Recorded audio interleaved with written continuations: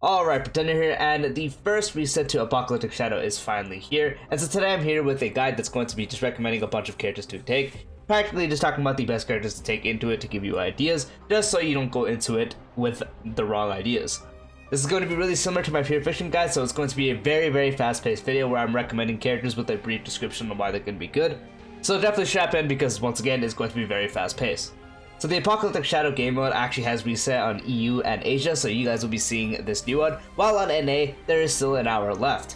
So NA will have to wait an hour to do this, so once the hour and reset hits, we will have this as well.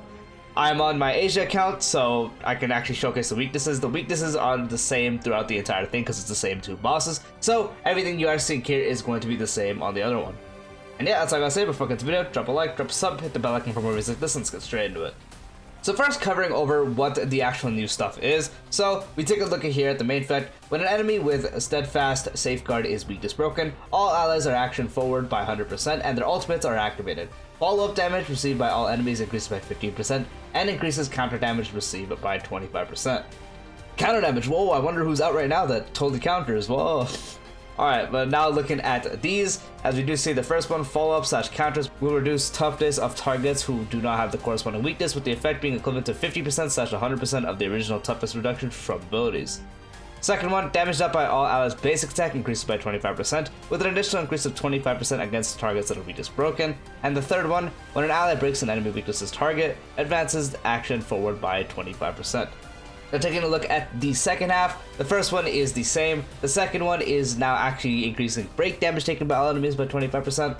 And the last one increases crit damage dealt by all allies' skill by 40%, with an additional increase of 40% against targets who are weakness broken.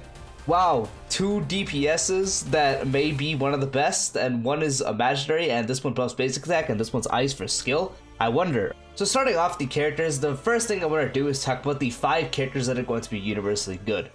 By universally good, I mean they're going to be good on each side you take them on. So if you take them on the first side against Kafka or the second side with the Doomsday Beast, they're going to perform the best.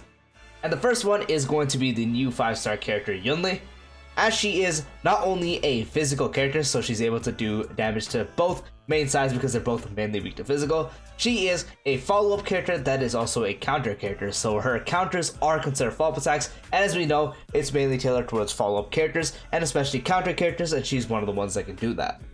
So being able to benefit off all that, and also being able to do toughness damage to the enemies, so you can break them and get the benefits. Breaking them is a bit awkward because she wants to be countering, but counters benefits so much that you can still do a bunch of damage even if they are weakness broken. And her actual ultimate with the Intuit Cold being able to do immense damage to the actual boss. And especially when there's the little summons of enemies, she's able to do more damage to them. So overall, she's going to be dishing out a lot of damage and also able to break them. And once again, is a counter character that also has counters considered being follow-up attacks, so she's able to benefit a ton. And even if they are weakness broken, if you do get the Intuit Slash, she does have this thing where the next Intuit Slash is replaced by Intuit Cold. So even if you are getting that one Intuit Slash, the next one being Intuit Cold will be the helpful part, because this part is really good for her trace. Not only that, she's able to kind of self-resist some form of crowd control debuff, so that helps, and she's also able to reduce damage received. So overall, Yunli is going to be really good. And then obviously the other character I want to talk about is Clara. Practically for the same reasons I mentioned about Yunli for the most part, because Yunli is just the better version of Clara, limited Clara, but Yunli is a lot better than Clara. But that doesn't mean Clara is going to be bad at this. She's still going to be extremely good on this, especially because, once again, she is a counter character. The counters are considered follow-up attacks. She benefits the most. So from the Severock counters and then in the ult, being able to counter no matter who's attacked is going to be extremely good. Retaliate with counters, and since she is also physical, she is going to be able to reduce their toughness, so you're able to break them as well. So for the same reasons I mentioned about Yunli minus the more damage part, because Yunli obviously does more damage, Clara is going to be another really good option. Another fantastic universal option is going to be Topaz, as both sides are also weak to fire. Topaz being a follow-up character and also being the follow-up enabler. As we do know, she is the enabler for follow-up attacks, making them take more damage. She's able to deal some good damage herself, and because Numby attacks a lot, which is also considered fire damage, so you're able to reduce her toughness with Numby's attacks, and Topaz, again, herself being able to deal some decent damage. And if you pair it with another follow-up character that's going to also be reducing toughness, Topaz is just going to be really good, so she is another fantastic option that you should bring. Another fantastic option is, no surprise, Boothill. This time it's not break related, but you still do need to break their weakness in order to do main damage to them and also benefit a lot from getting the energy back, skill points back, all that kind of stuff. So Boothill is still going to be no less relevant. He's still going to be extremely broken for this mode. He's still going to practically be on top because of it. Boothill himself being a break-based character, being able to lock the enemies into duels, making them take increased damage, being able to absolutely shred through the toughness bar on a break team. He is going to be one of the fastest characters you can take in order to get their toughness down to 0, and then once you break them, you obviously reap the benefits, and Boothill is able to deal immense damage to when they are broken.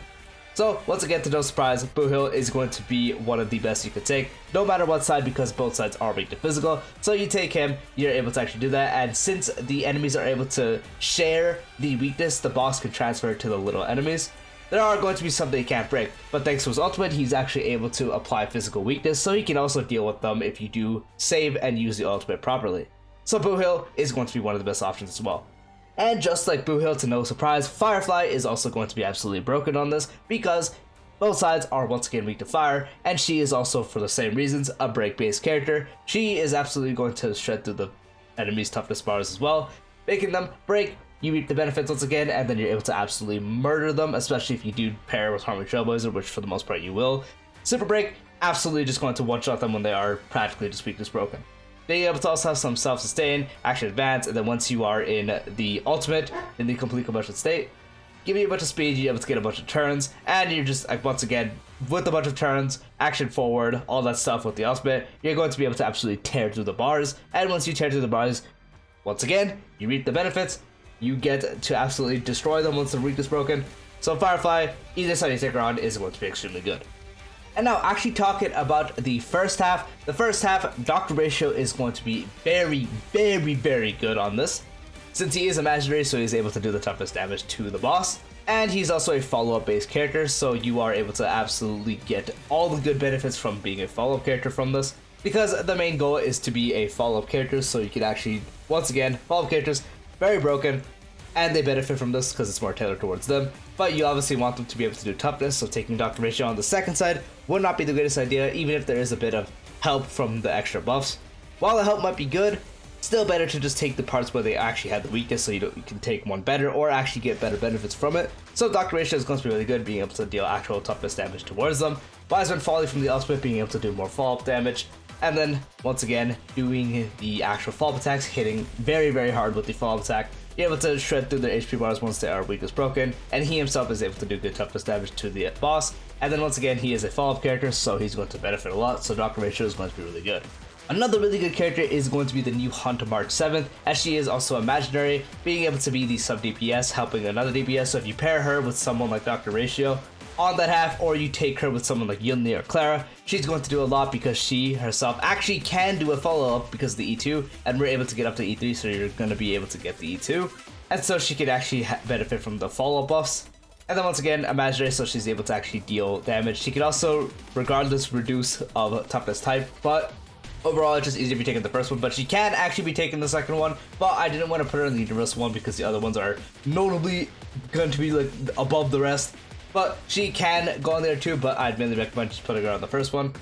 Her also being able to get the 100% taking a turn again, and being able to do an enhanced basic attack. She's also able to shred through the weakness bars very easily, especially combine that with another DPS, which for the most part you will be doing. So March herself, be able to do good damage, be able to do toughness damage, being able to do practically everything, support, all that stuff, sub DPS, she's going to be a really good option as well. And as you do remember, there is a buff for basic attacks, and what other character benefits from basic attack damage is Dan-Heng. He is also going to be able to shred through the bars thanks to being imaginary, so taking him is going to be a really good idea. Obviously with him, he is skill point hungry, so you're going to actually have to be able to manage your skill points depending on the team you're taking. So being able to enhance his basic attack to max would absolutely do a bunch of damage and do a lot of toughness damage to all the enemies you hit. Ultimate also being blast as well.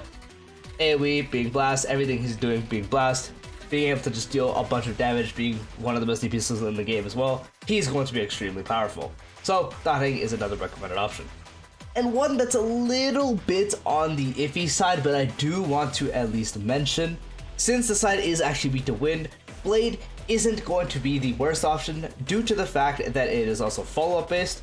And there's also that buff for basic attack, so there's a bit of benefit to it depending on what you do, but since it is follow-up based, and since the stuff you can do with Blade, such as pairing him with another character that might benefit, he can actually reduce the toughness bars pretty quickly, especially if you run him with a good team. And so having a wind option isn't a bad idea, and he is practically, until later, is practically the only DPS you would take that is wind. Being able to give him turns, and he himself also actually having a follow-up attack, so he can also benefit from the follow-up buffs. Being able to break the enemy because he can actually do toughness damage, and then obviously being blast, he's able to break multiple if it comes to it. Definitely would put him on the lower priority, but he's definitely going to be better than some better DPSs that might not actually be able to lower the toughness of enemies. So I definitely did want to at least mention him because he will be performing fine if you give him the right team. So Blade isn't a bad option as well. Now moving on to the second app, as it is weak to ice, Jinglu is going to be one of the best options you can take as well.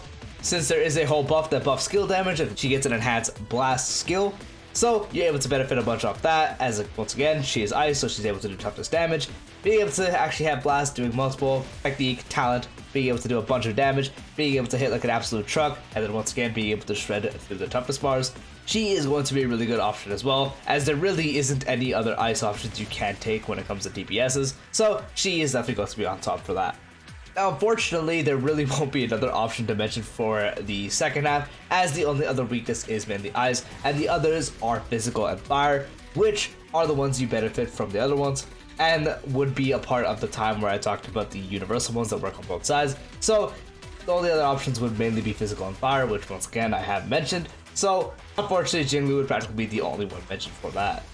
Now, a really good debuffer that would actually work on the second side, this is practically the only debuffer I'm really going to talk about, is Pela, because once again, that part is weak to ice. So pairing her with Jinglu would be a really good option, as she does do pretty good damage, and once again, they are ice. So you're actually able to lower the toughness of the enemies with Pela herself. And then the ultimate, being able to inflict expose, making them take more damage. And then also, if you do have the E4 and you're pairing it with Jinglu, being able to reduce ice breath so Jinglu can do more. If you are pairing up with Jinglu, she's really good. Even if you're not, she's still going to be fine because once again, she is ice and she's just a really good overall debuffer, so Pela is another good option.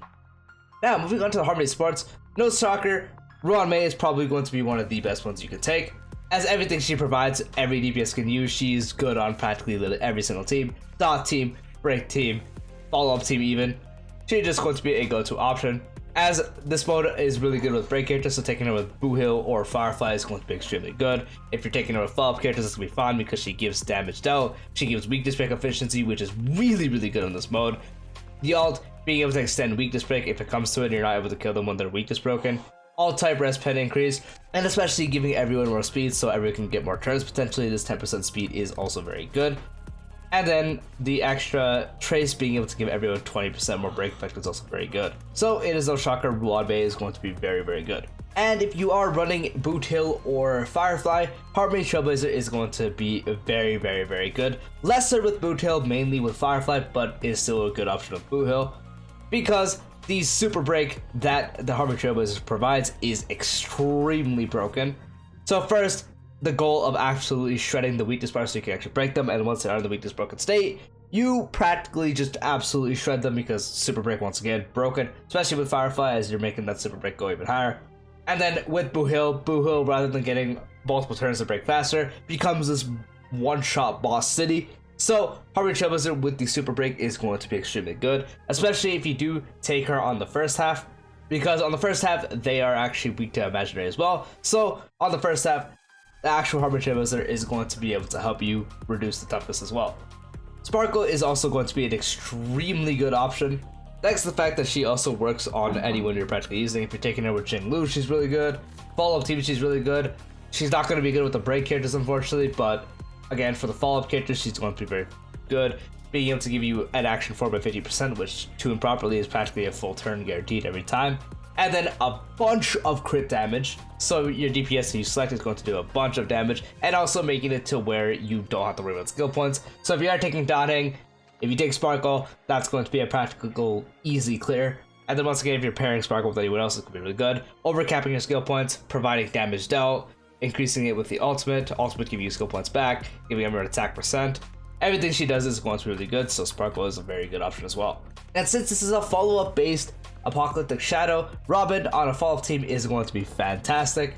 From everything she provides, from the damage dealt, being able to give everyone attack percent, increasing everyone's crit damage, and also increasing crit damage dealt for follow-up attacks, everything she does is going to be really good. And once again, this is a follow-up based Apocalyptic Shadow, so pairing her with Yunli is really, really good. Pairing her with Clara, Topaz, Doctor Ratio, even March 7th, pairing her with just practically every option you have is going to be really good, even if you're not using it with a full follow-up team. Obviously, you don't take her with the break characters, but overall, Robin's going to be really good. And now for these sustains, no shocker, Aventurine is going to be one of your best options because he practically makes it to where you do not need to worry about dying, because a proper built Aventurine practically just has unbreaking shields. Not only that, when you do get attacked, he's able to charge up his own actual follow-up attack. So he's also benefiting from this too because of all the stuff you can do. And if you are using the ultimate on the enemy, you give them unnerved, which makes them take 15% increased crit damage. So taking him on a follow-up team where they want to crit is going to be really good because he can make them take more crit damage. And he's, once again, very easy to use because his follow-up actually resets his own shield by a little bit as well. And then he himself being able to do some damage, especially since this is a follow-up based one, which he has his own follow-up attack, which can do pretty decent damage if built well. So Aventurine is going to be one of your best options.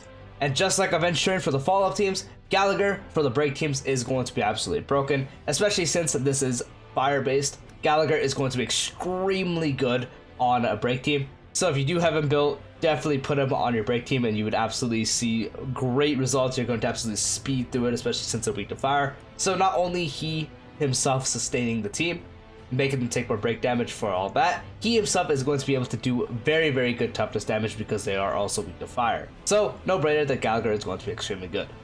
Swan is also going to be really good because she's able to mitigate damage to herself, be able to heal it back, and also be able to heal everyone with the ultimate, making, again, allies take less damage, and also being able to give them max HP for more survivability and giving everyone 12% more crit rate. So if you are running her on a crit team, so with follow-up characters, Jinglu, Blade, she's going to help with crit rate, which is going to be a nice little support as she is a mini Harmony support as well. So she is another option you can take.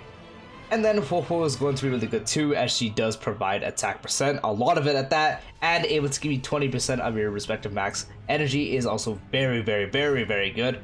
And she herself be able to heal you a ton, dispel debuffs. She's able to practically do it all. Once again, just like Swan, practically being a mini Harmony buffer.